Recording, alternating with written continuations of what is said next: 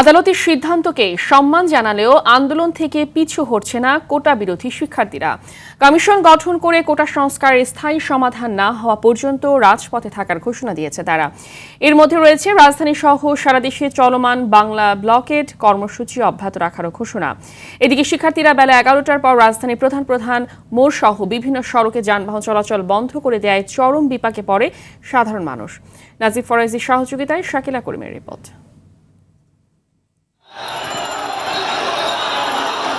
সরকারি চাকরির প্রথম ও দ্বিতীয় শ্রেণীতে মুক্তিযোদ্ধা কোটা বাতিলের সিদ্ধান্ত অবৈধ ঘোষণা করে হাইকোর্টের দেয়া স্থিতাবস্থার প্রতি সম্মান জানালেও এখনই রাজপথ ছাড়ছে না শিক্ষার্থীরা। ফলে কোটা বাতিল দাবিতে তৃতীয় দিনের মতো রাজধানী সহ সারা দেশে বাংলা ব্লকেট কর্মসূচি পালন করে তারা।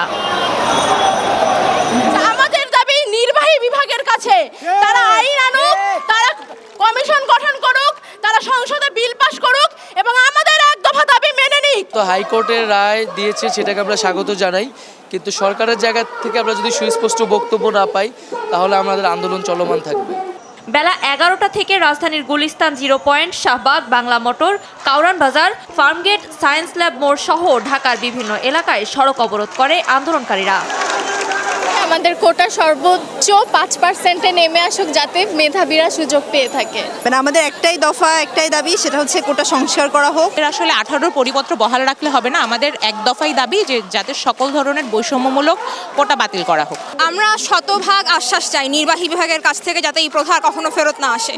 ঢাকার প্রবেশ মুখ ও ভেতরের ব্যস্ততম সড়কগুলোয় অবরোধের কারণে সৃষ্টি হয় তীব্র যানজট, বাড়ে সাধারণ মানুষের ভোগান্তি, কার্যত অবরুদ্ধ হয়ে পড়ে নগরী। শিক্ষার্থীদের চলমান বাংলা ব্লকেট আন্দোলনে সবচেয়ে ভোগান্তিতে পড়ে সাধারণ মানুষ। সায়েন্স ল্যাবরেটরি থেকে শাহবাগ পর্যন্ত পুরোটাই মানুষ পায়ে হেঁটে চলতে হচ্ছে। তবে একটা জিনিস ভালো দেখলাম যে একটা অ্যাম্বুলেন্সকে কিন্তু আমরা জায়গা করে দিল। কিছু যাইতেও দিচ্ছে না, আসতেও দিচ্ছে না। হাতিরপুল নামাই দিল ওই জায়গায়, 400 টাকা নিয়ে উনি আর যাবে না। যাতায়াতের খুব কষ্ট, জানি না কিভাবে যাবো। এই জ্যামের মধ্যে আপনার মহাখালী নামাই দিয়েছে, তারপরে আবার এইটাতে উঠছি ফার্ম গেট উঠে আবার এখানে যে জ্যামের মধ্যে আছি। এখন গাড়ি চলে নাই, মহাজন গাড়ি না চলে তো ইনকাম পাইব না। 2018 সালে পরিপত্র জারি করে সব কোটা বিলুপ্তির ঘোষণা দেয় সরকার। পরে কোটা পুনর্বহালের জন্য উচ্চ আদালতে আপিল করে 7 জন মুক্তিযোদ্ধার সন্তান। শাকিলা করিম, RTV, ঢাকা।